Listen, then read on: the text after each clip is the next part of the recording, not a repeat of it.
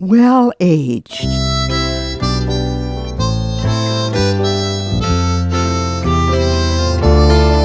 What is it like to be seriously old? Good time. Old age is miserable. Growing old is freedom. Old age is dealing with loss. Old age is fun. I'm always tired.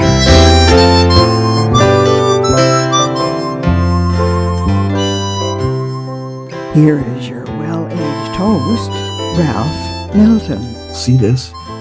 Vintage 1934. That's the year I was born, and it was a very good year for old wine and old geezers. A good wine improves with age. It loses its acidity and the flavor develops more fully. It is smooth and mellow, so okay, yeah, I'm stretching it a bit when I say this. A bottle of wine is 87 years old, but I am. Good wine just gets better and better, and so it is with folks in their platinum years. Platinum years are the gift of life that happens for more and more folks after they have graduated from the golden years. The golden years happened after retirement, usually years of health and vigor, the golf playing, snowbirding, volunteering, music making, socializing years, usually from about 60 to 80. But then, because of health or some other life-changing incident, we move into our platinum years. Platinum is more valuable than gold. It's softer, more easily damaged. But these are some of the best years and also some of the worst years of our life, the most joyful and the most painful. They are the encore that celebrates the drama, the long story of our life, the profoundly beautiful years when we celebrate and we mourn our great vintage, 1934. Bev and I discovered the platinum years when health issues in our early 80s sent us into a seniors residence. Suddenly, we found ourselves living with 150 old people, the old. We found ourselves part of a population that is growing faster than any other. There are more of us old people now than there ever were, and we're hacking out a reality of what the world around us needs to do. We are the wrinkled pioneers, and you are going to hear a lot more about us in the years to come. Up until now, nobody paid much attention to the old. All the books and the magazines and the TV programs about aging, they're aimed at the younger seniors, the healthy golden agers. There's hardly anything in the media for or about us older seniors in our platinum years. We disappear. We become nothing more than a social and financial problem soaking up your healthcare dollars. The media and their advertisers are interested in the young old because they buy stuff. Those of us in the old group may have the money, but we don't spend much except on prescription medications. We spend lots there. We do give a lot of money to various nonprofit organizations, service clubs, churches, medical research. An accountant friend who does income tax for people says that as we grow older, we tend to give more. And us platinum agers give more than any other age group. You see, we are thinking about our legacy, and so we want to put our money where it will actually mean something. So we keep a bunch of organizations like churches and service clubs going. Bev and I attended a small church last summer. We were the youngest ones there. If you took away the old, the platinum generation out of that church, there would be nothing left. That minister would be out of a job and the building would be for sale. It's the same thing with service clubs and other organizations. So here's what's up. I'm a writer. I'm a storyteller. that's my trade. I've collected bushels of really great stories and ideas about what it's like being old. And I discovered that there's a whole lot most younger seniors don't know about what it's like, really like being old. So I've put together a book called Well Aged, Making the Most of Your Platinum Years. Back in the olden days, before COVID struck and before I got seriously old, I would go on the road to promote my books, author tours, weeks of trotting around to various organizations, service clubs, churches, telling folks what a wonderful book I had written. I can't do that anymore because of COVID, yes, but also because of my age. But during the pandemic, we learned to use Zoom and other such programs so we could talk face to face with folks.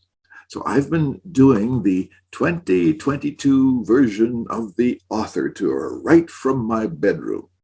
I only have to get dressed from the waist up. You never get to see my varicose veins, and there are no travel costs. I've been doing weekend workshops, talks, and discussions with many kinds of groups, and I've even demonstrated that I can whomp out a pretty good sermon virtually. How about that? I use a lot of stories in my presentations because, well, they communicate so much more effectively than flat out facts and figures. And I've always used humor, lots of good humor in my books and in my talks. I even published a book way back when, which it's now out of print. You can't buy it, but it was really fun. For instance, did you know that there is a special chair designed for creaky platinum ages like me? It's good for a quick nap or to get launched right up to the dinner table. Whoa! So, no, I do not tell stories about the funny things old people do or how sweet and nice and cute old people are. Us oldsters, we hate those benign, indulgent smiles. And how are we today, dearie? No, I don't do a lot of kaya and nipping about aches and pains and disabilities either. I've had it up to here with people who lump really old folks together, thinking that we're all more or less alike. We are not. And in my book and in my talks, I embrace this delightful diversity. This whole aging project is about understanding. We want to be understood, not pitied, understood. When Bev and I checked into this retirement home, we discovered that platinum agers are a whole lot more interesting than we thought they were. So the book and my talks are aimed at older seniors, yes, but even more, they're aimed at the thousands of healthcare workers, professionals of all kinds, people who wait on us in the stores. They so often don't really know who we are or what we're like. They think of us as clients, but we are people, real people. And the book is aimed at our kids that are approaching retirement age themselves. Have you any idea how hard it is to come to terms with the realization that our babies, yes, our babies are old enough to retire? We have to work hard to understand them, and they need to know what makes mom or dad tick now that we are really old. All of you need to know what being old is like, unless you die first. But if you don't die, you are going to be seriously old someday. So be prepared, like a Boy Scout. You need to know what it's like being 85 or 95 or even 105. So you don't wake up one morning wondering who that old coot is that's looking back at you from the bathroom mirror. And so that you can relate to us with intelligence and sensitivity. We have special gifts and special needs. We need you and you need us. So check out the books. You can find the books at all the better bookstores, or you can buy it online. The book is called Well Aged, Making the Most of Your Platinum Years. It's a lively, light-hearted look at what it means to be a wrinkled pioneer. And there's a series of podcasts you'll find useful. If you're interested in the Well-Age podcast, or if you'd like to order the Well-Age book directly from the publisher, just go to Douglas and McIntyre website, and here's the address.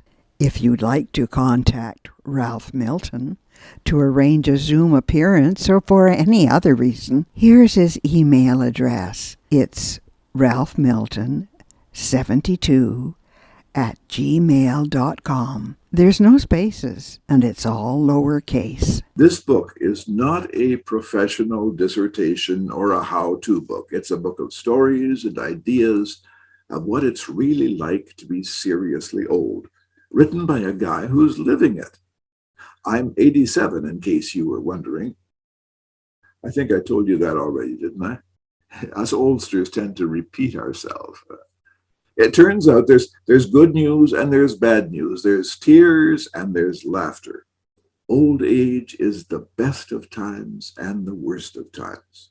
So, if you expect to be old someday, or if you're a medical person, or you're involved with a service club or a church or almost any organization, you need to pay attention. We're the wrinkled revolutionaries. We're a huge platoon of gray-haired grenadiers in our wheelchairs, and we're coming at you. We are well-aged. Yes, so like fine wine, we've mellowed with the years, but there's a lot of kick left. We just want to be taken seriously. So check out the book. No, the bottle of wine. I'm sorry, it's not included. Too bad. Well-Aged. It's a fun read and full of interesting ideas and information and quite a few good laughs. Well-Aged, published by Douglas and McIntyre.